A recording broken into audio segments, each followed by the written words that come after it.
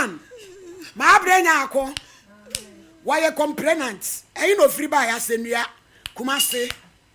Na what the Ayasabi be and nam. Nano dear de take a crancer, copim sectioner. Ye bebo nine, the Yakopi muho, na the besi no china bar. Ye the Ayasabi anything about the tuja. Quiet!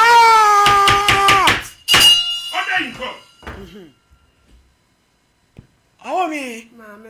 Abraham. Oba mi show you so am Bible, Quran. I be focus ya shena pokasa prekubodia. Opede e ma. Koyan asore o me. Pentecost. Praise him. Hallelujah. Emmo peja kosore. Na bodin ya me. Awo mi bodin ya me. Me. Abrenya. Abronoma. Mi kura Bible. Sa asem wa me kan. No kura turodo. Mi ni turo. Pentecost nyame bo. Order. Oh, me assemble na aba. Asem aba ne se. Me baba ya no mema nsia. Obaba ako. Woni me maame pe. So me maame wo mema nsia. Ko na ma aba ya. Ena me ba no. Me ni ne wa asem ya onu oku. Na so baba ya ba ko pe. Asem no mo di no. Enti me ba no wa wo me yensa. Abayiwa wo. Abayiwa wo mo ani. Oh, yeah. Enti the atoso nine na wanyem ne ta mapa ho. Et doctor na woko no ade bia wa na woko. Enti woko doctor ya wada. Enti woko e na doctor ne ka che ne se ade achi fiada on samra. Na ta na pa ho na otwemi ni nti me se e bia e be no operation. Enso ne ho ba bia enya ne ya. Enti woko no ka che ne sante. Anti mpa che wo ne be to so sen na woko wo ni. Enan. Na ya ni nyina ye no operation. Ono ana e wo. Oh fine, ka say. Enti wakasa no se anti mi enko jamna tab na pa ho de e bi abe mu operation na me ne no koy enti ekodu anopa be yenu na ya wada efia la de be menda okay brada na yeto aba no enti yakoy no na yakoto nurse for ma ye bi wo e na o mo de na wo no klata do mo de na wo no klata no mu no se doctor na wo se bra wo ni ha wo e na me se sa na tie dia me yenko ena ba ko no obebo no mi no aba nti yentwe no me ba se ena sa na tie dia yentra o na yentwe no preko nti me ni kura ko asifom akoma mponti dwuma koto ba yere aba be di wonyare awon kan no nti yekwa doctor ni aba ya no e ma na dura no pa no nsia ta mo de do hye na num na me pos adai nti ya kakra no nwotwe ena osan ba ko hye na num na bibi enye no nti ebo dumienu ena osan ba ko hye na doctor ne ma ena osan antafi na wo ya mbasa basa nurse ni aba wa pro no aba ya no osan ne wo ya me basa basa na me ka che nurse ni se me ba nsa ne wo ya ne basa basa ena osan be check the pressure nti wo check ena osan the pressure anso ya kama ena osan do na re ma me na ma wo ya mbasa basa se ma buru nsa no wo ya me mre ena me se anya ma me sa na tie dia frɛ doctor no wo se wo mla no frɛ ne ma me wo se me frɛ na mi nya no ena me se ne yi ma de ma me fa ni papa me fa nko anka ase yinko enu operation so doctor ni ya was o twɛn na me kɔhwɛ na wo na no ano na bie enso enti wo bɛwo na me bare sɛ me ho ba bia nso nya me ya was wo bɛwo ano na bie enso enti kwansina ya wa asa na doctor no e bo be ye donko ne fa na doctor no was me ba ne mla no ye be ma ene wo ba ho enti wo ba ho no mo kyerɛ me doctor ni na me bare sɛ doctor wo na se me mla na me se papa me pa cho ga na me ni no so na wo ye ne mre enti sa na tie dia ko ye no operation ma me was nyo ni ntina mba na mba se nya mi ntina ba ya se ni pe wo na aka asa me mra na maba me wo ya me mra ma me se ko ye operation a wo so wo koye na me so wo koye no afa yi ma de ma mfa na klata ma me na me fa nko anka ase o se ga ne se anu obi enso se e ma ya nsa anu obi enso de a wo be wo na me se ko hwe no e no wura de mo no ko fa nsu bi si ne so se e bi nsu bi si ne nsa so e wo ni se so me ba no poni mi di nko mo sa eti doctor sa wo so wonya no operation da still me say baby abeko bi amedu achi yimi ba ma na mfama de nko was wo bewo na me the doctor no twifa so no koye enti wo koye konste say free ha betra he na ga na sa ba me ba na ho na ko fa pane bi aba ewurade e fa na ntwe pane o be ko de ko ba no so de be wo me ba ne to na me ba ne se me ngo pane no na ye ba doctor ya wo me ensen ye ngo ya to pane sa ada wo se anu obi na ba wo pane sa ya de wo se mewo no wa dale me ba no to me ba ne da wo mo ba ni so se no wa da ne fa se no de pane na wo no madam se me betena hai afi me banes ma comment me ho meti na me free hu se kan ho bra na me afia se to ko no bre no de be oye bebe ene wo di mi ka fra se nua bai wo bai se ba fe na me ban de wo oye wo munu ko fra me se wo fu na boy bi e de kai aba bi so se munyima ho meti munyima me fa nko anka ase yakọ be no operation se am so munya no mo ji obi be ko no wo me wo me twena abonte no so me to twena etu pu nurse fu no ana wo mo twa ne ho hye nipa me yeresa wo mo twa ne ho hye ti kwanza me ba no so wura de mo wo bi wura ba o se ante me afie wo wu na ne ba no hye ne yemo no wo huru kaka so ya se na me fire me nua ba ko wa se me odi me ka ba o ba na akora ne huru kaka ne so se na ba fo no se akora ne so awu ye operation mai was me na operation just someone that come watch it na ko yi akora me na me sister say akora no wo yo akora na epre was me nye pa no wo wu ye say pe ne aja ye keka ho nsem nyina ye wo mo ba ye ho edi ba doctor for no edi be na e ba mu fie on ba mo se de wo mo ba ye no mo ka kire ye say wo wu ani nsa no wo mo be chia ye na de na wo mo ye eye extra ne de enhwe de sa doctors for ni ho enti wo mu nua no ye ye wo so onyi operation ene pa ne ewura no wo ma ha ye pa nya sa de a ka e ma se enti wo mo pa ye cho mo nya bibia antu so wo be ka de yin be se wo kan wo ho wo se wo mo ba ye ho se na ya obi ha ba wu no okowu om ko no fie ko chia no on de minti menche wo mo ba asem be pa no be ka wo mo se nya me nko na mete wo abusia ne wo wo mo se wo mo be chia ye na me baba akokwa wa twese ka se ko be twitwa wo ene ye pata na so nwa no se wodi ba akoro se odi so ye asemo ye ba ye die se mo boye dua kola ke benya ye ayam fonso nti mo fa ye mo ne nche enti ye be frɛ abroche ndi duma ne wura no won ye duma ye also ye mekuma ese hon ye private hospital okay e bobo ba wodi anti nya botre na ochena ye be ko ho na de be sie nya si enti wo ye no se wo mo ko no mo se ade be ye ne ho amamre bi owo bia no ye nka nkyere wo mo ene ye ka kyere wo se ye de ye firi kokofu anyi mfie ye ni amamre bia ye de ye enti wo mo de wo mo be ye bia no wo mo nye eye ndi wo ma ama wo mo nsi ase wo mo anye nti be hwe edin se mekuma no wa aburo kyere no ko be fra me kura ka kyere se bi ekuma abi je ye nua no ye ba no invitation ni bi wai fanto so na ewe photo no ni photo ura yi photo ma oni ye agudi entre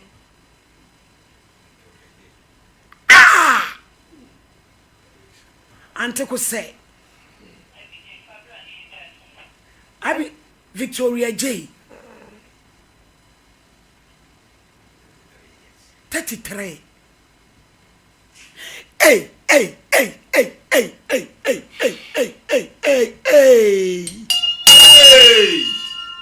na di obe ko na sifu ya pimpam tade 1 yard ene so ye pa ene niam asese ya so ene ye tie nwom ne ye chaate onse alaje drako fa na ntwepa ne de akoku obi baba wo ne pania no uye eti ante e say na da no esi koma wo ba taya wo do ba ko na wakohia se nkwanhia no odi mi ka ba oba na akora ne huru kwaka ne se na ba fo no se akora ne so awu ye operation mai was me na operation just someone that come watch it ne akoyi akora me na me sister say akora no wo yo akora na epre was me nye pa no wo wu ye se pe ne aja ye keka ho nsem nyina ye wo mo ba ye ho edi doctor for no edi be na e ba mu fie on ba mo se de wo mo ba ye no wo mo ka kire ye se wo wu ani nsa no wo mo be chia ye na de na wo mo ye eye extra ne de enhwe de sa doctors for ni ho enti wo mu nua no ye ye wo so onyi operation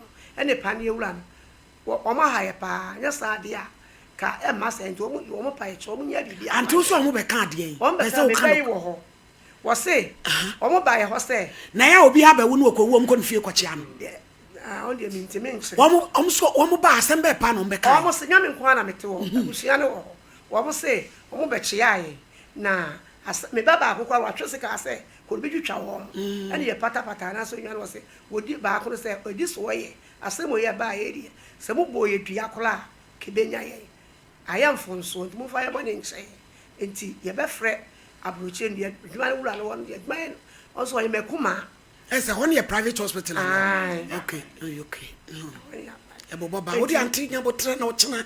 You be cohoned, you be seeing yes. Enti wa ye no se wo mo ko no mo se ade be ye ne wa mamre bi owo bia no ye nka nkere wo mo ene ye ka kere wo se ye de efiri kokofu anyi mfie ye ni amamre bia ye de ye enti wo mo de wo mo be ye bia no wo mo nye eye ndi wo ma ama wo ma nsi ase wo ma nye nti be hwe edin se mekuma no wa buru kire no ko be fra me kura ka kire se bi ekuma abi je ye nua no ye ba no invitation ni bi wai fanto so na ewe photo no ni photo photo man oni yeah good yantre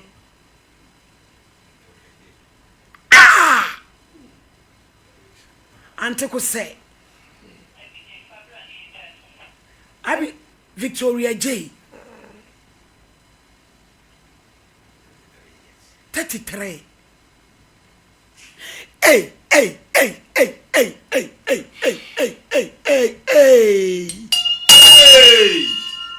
na di obe konesi fu ya pimpam tade 1 yard enne soso ye pa enne niam asese ya so enne ye tie nnum ne ye chaate onse aleje drako fa na ntwepa ne de akoku obi baba wo ne pania no uye eti ante e say na da no esi koma wo ba taya wo do ba ko na wakohia se nkwanhia no kra no wu 10:30 na kura na prenti ko o ka so nyi sa maame no na ema na hode na maame no so ne ho mete no ti maame ni wu no to akra no so je emu oni beri nyina ewu ye fu ye ko yi eti ante dia na mpese ye bo am se dia me pesa mo ye mama ya ne se wagya me nkola wo mo so mpe bibi me nkola no ene mi a obata me wo na me so me fa hwe me hu bi na anya sa antwa yie se dia wo kan ye sa na sam ne tia mpala baba bo ko awrade adidi ntwa kontompo nyame mu da na udura senua bra betransi udura senua mantin entra ha na trans unua ba no na chiri na say dey na see okay safed food day me nyane say me no me radio adwuma ne bi oh countries are radio okay na that day no ya break your print na me ne me adwuma ba ne nam baby na mo mi friend say bra na friend say or doctors for this umbra no me dey on me wona ne time I dey up on ti be no operation ti me da ne man nche wono ne dey ti Friday dey me nti anya dey man ti Saturday no me do fi ma me say ma be fi dey me to do kon ye dey embre omo ti me da ho prepare kwa me take bath kwa me dey ntu no ke dey e ko nti me kudu ho no me ni man me nsa na dey e ko ti kudu na say Mr. na embre usu ni mu a was ura me ho na me embre nti mo to dey man no kwa no o nti me ye dey enyi mo to bisa se me afia obi o be wo de ti de tumi ma na dro ma na ye mresa cause an energy ben what be che sa nam sha atade white nti bisa me afia atade be na hye me was black anti wo yo no de sa akoso bi mu be ma fro to was anti ni wo kwo okko enti ye na mama me ka je me say mama yi ma ade nye dey enko odko ankase enti na omo so wo nti mi no mi gina gate na no say na me hwe de omo ye no ti ma mi ro ma sante to omo so wo ye dey wo pie me suna wu so na say hadwensa ti ma yam santi misropie ma mi yam santi misropie eti the one Mr. Netem femen ora ndinu ka kwe as na ho na easy ti me je Mr. Tumbo so sei na mi na bonti yam dem sakwe no ka me wa kam do ne say mi di shire jawo du ni jame eno am no ti mi say doctor say dia na doctor one na doctor saban nwumre no mi say doctor dia na eku mi sister was mi nim dia eku no nam say obi a wo na wo si nipa nya dai embra na yenye dey omi no preach no na so me wo no unim die eku no ko say oyare kwa na IBJ fe lawyer ayima me why fe lawyer opon anase lawyer obri yebo amaye na yenye emre ni mu asem say oyare kwa na wo ye doctor no be hu yare ye dey eku no ma mi hu yare ye dey eku no enti na na fu no mi na mi tonti ma mi de wo su abonten o Mr. na fu no kwesi na abasi IBJ fe lawyer amaye obri yebo a na fu no kwesi na abasi enti mi ma mi no ba kutu am le ka ye dey e ba no be ka say papa me band wu but akra no e ma na funye dey du akra pai no ka say on pai no ha na obe pa che mo kire man enti anwumran ma de ya na awe ho ne say mi sadi wu ye no ka ya e busafe ne wo se hu ba ade be dey e beto mo ma no se hu be mo ko to ye wu da moto bi ma ofin shit asai nchense e wo hospital na chi say enter friend ni nyan nam ho na mo de ntuma bi chi Mr. Asasi chi neti mo chi nan na mo de bi bu ni muzi oba penfo bi fa na mo ko to and the chi na yɛkɔhwɛ sɛ me yoda no ti me nua baba ko si won ko ku hu no tu hwe ko yawu na sɛ de reason be na wo sɛ mo di nipa no kɔto da mo to mama busofo na nya dai amehwe ehun na which means bibi wa akiri mo yɛ na akiri na wo mo anye postmortem bia nka mo asɛm ankyerɛ mo okay the thing say postmortem no de ya anye adenti mo kyerɛ man no mama de ntama ya anye ne sɛ de kɔma police for de kɔma police for no me am dey asem na de kɔma police for because me na for am police for me na for pa no ti de kɔma mo no onam kasa asem na na ya ma mo kyerɛ man this kind dey edi kan ya kra no na me say no ade no onyem oso ni musa na ne honam ne say ewro oso ni mu a na Mr. honam na ewro ka won zem na da onu awu adi sen onwe but pan to say pan ni adi wo na fo so ni mu ana honam o te honam no oh that na come me phone my change me phone no say na wan ka me ni mu ni kire o mo da mo kire wo no me video ba ma change me phone no oso musa na ha na yere ewro ti policeman mo ne call hospital no mo twa anu asem nyina wie na mo ne call hospital mo ne ekodi hospital sen ka mo mi ewura inside no mu nyina kodi nkomo no mo mi ni nua ba akotena bonta mo ne doctors fun kodi nkomo inside police fun doctors fun kodi nkomo inside ne ya cha bontin to we na see o ma kodi nkomo ye nko the circle police back no ne see adi nka jen say ye ba yan kan see tu ma see do ma hospital won ti yan fa 1000 dey police phone ye see adi ni ba ya no mo so dey na me ka say no o ka me dey na mo phone ma bo ayafu me sa ku twata na fridge case o se me twa so me dey twa so ti me de me ma me asem o kan ye wo be 2 weeks time as say ne doctors for now enu na me picture mba o mo se dey e say o mo ba di kwa me committee o mo to me na mo say no o ma ba na asem so mu ntimi nya dey e ma no be hwe di ewum na ya amamre bi e dey ewum sade yi obi ba wo no owu a wo mo na ya amamre di dutuye bi e da ho bia na nya dey yenka hospital no mo hyehyɛ no no obi kwa wo no owu a o mo na mo ya amamre that one day I don't know but obodi o mo bi na nti ye ka mi nyo ba ko die ebeko na me ka say no me ba banyi ka say ye ntwa so na o ma ba na hu do mere mbeka ti ye no mo ke na mo ka say o mo kwa ba in 3 days am say I return back to Ifie ho mama me we did 4 months ni if some back no me twe me from mo fa call ni da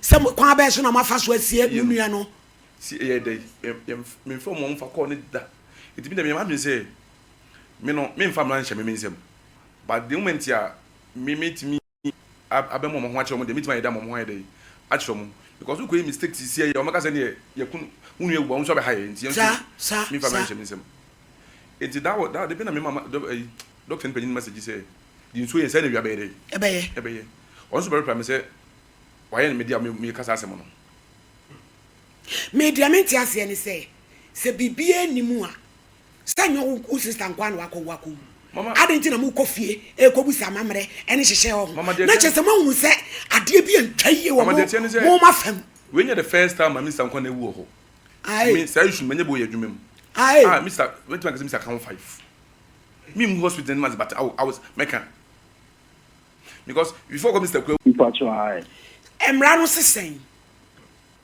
but I want to hear a briefing from you from your legal opinion. Okay, emra ni asemu no nie ma minister ne baba de etoso nan a okowuni in fact na awo nkan na ne time na pa ho e no ne ma nyina call sa said hospital ho to am call ye no nurse ni om koto no ne fa ne folder no so doctor na wo hwe no kura woni ho e no se okay ma ne ba no ko kurom koto aduane ba bedi because na awo nkan no e no se nurse ni ma lady na duro baako mienu miensa still awo ne nkan no na ma ne se o ka kire o mo say sa na tie dia munyini mame na me fa ne nko ba bi e wo soro cause e duro dindimu a e ho na meko na me fa ne nko o mo si da bi e na doctor ne baaye doctor ne baa ma me confront na o so ndie nye operation ni nti no baaye na nurse for ne say na wo de na no abie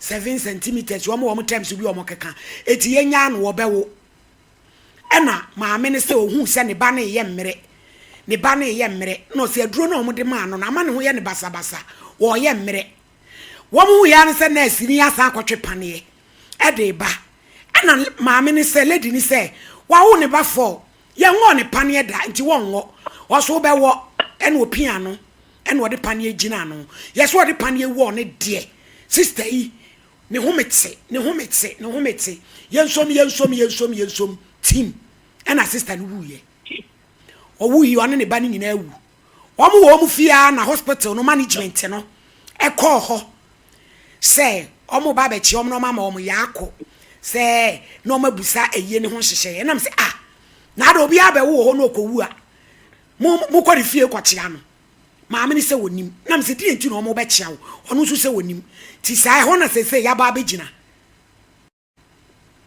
Oh, okay, my lady. But I'll make sure I'll match our chief for next or panel. This is the champion man. The producers. Actually, I will thank you so Majina baby not a level Kafra. First and foremost, my no mama police for instance. Sister ne ma me yama police for nche. Yes. Ade. I turn now move this to my lady. The police CID, they will come to the studio right away. Ade. They'll come there. On the basis, it says, and then we're afraid to be aiding and abetting. Aiding and abetting. Yes.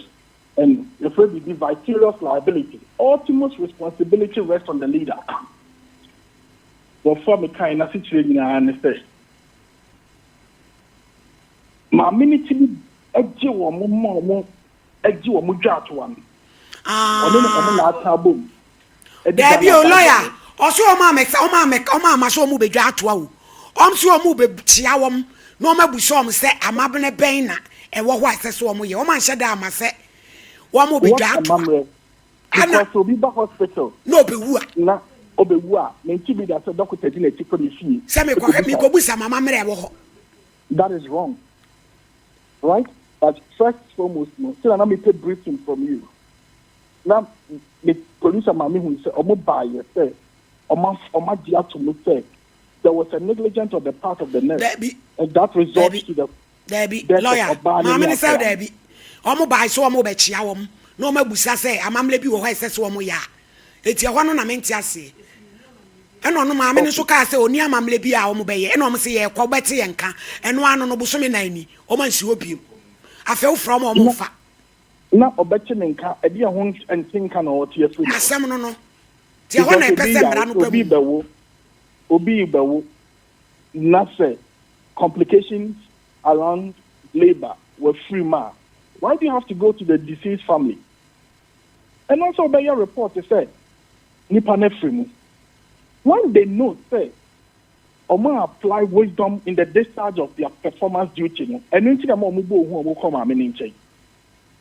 Because say oye wadwuma ye na nipa no complications na mu no no ade free mu dia oni ni as to Daniel Chalpa bi na bi nothing enti ma me en report ma police CID almost omo report to ye prosifo ni so peta 1000 age na omo so anya bi a che say mo je akire di because some say panie na lawyer ye de one at once na no wo so lady ni mu ana ne honam ote etete they should omo so my lady waba ho de mo be boa na ma police company for swati na omo conduct investigation into no mo detect injection corona what the one no na e ma ababa wa no e call off or start say ni nipa bia no esesa no because say minim medicine mu but say and only the cost the basis of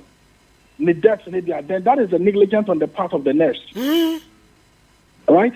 And now minim say in medicine no so no say nurse ni betimi afa drodi awo obi a agi doctor ni e man to me so one is happening. It is abreno. What was the medical prescription a doctor advised the on for man no because all my narrative no e just not doctor cranny ho. It's nurse ni na na di ni nim de ni su ehunu so ni to me e sha say so one empanie. And at a point the patient refused to take some of the medicine. So okowo ne ba or no one empanie whatever view. So they should call for that a particular. Na lawyer, how man postmortem so eno so e. O ma see body no. Yes, see, how man postmortem. Oh, man postmortem. The police here the showcase mo be ko tu funu. Okay. O mo tu funu na I postmortem. Okay. Yes, yes. Say 4 months in. And a body name called it. They'll just do a postmortem of it. And what actually caused Owuo. If Owuo was caused by what do you call the negligence of the medical staff, then they can be charged. All right? Anything else, with the patient to call hospital, not Yashana. I was say a drobia better man if I did the one. I catch a phone and say, Munje, Namongo branch, and that is an walk show. You drag go a drone. I make a month to tell the Yakra, you see a 2 pound man on the pocket when you're but you could be a drone, you go to check. Where my minister Warban on a drone watching, could I know? Watching. Egu strange mu a paniesia ne dutia no a wono have already batra wo di besina kuno mama chi adro no e wo patient there be what if against the profession of their ethics because per medical ethics no ade be dey ka oni paduane bia you have to be informed unless so wadwene nya adwuma so wadwene nya adwuma be ka che ni o hwe patient no ne hu nipa ne say injection we ne dey be wo no na de tie dey wo no a home sister ye say le be no ama nipa na jetu and send what me am admin that we say medications am nipa no anything will be called hospital for the patient ni afro doctor it is a woman nipa ni hu dia wo ye na mo de pen shaft ye nipa na if anything happens you will be held responsible ya the doctor nti lawyer o chanya me boy be call hospital now you have to first go to police CID. Me akoti on side na fe ya taken from there. Then they conduct investigation. A question over to body no. Yeah, that's it. Without Lord, me ko ba na msiante sere wanyado. Eye, jina nchena from me. Nipa wo from eye na na brampa. Di. Ge yi pre hospital chese. Wotimu se adwuma wura nkasa semre woman. A wo hospital ho. Ufa abesham. Oh, there be. Da, Mr. Rossiana.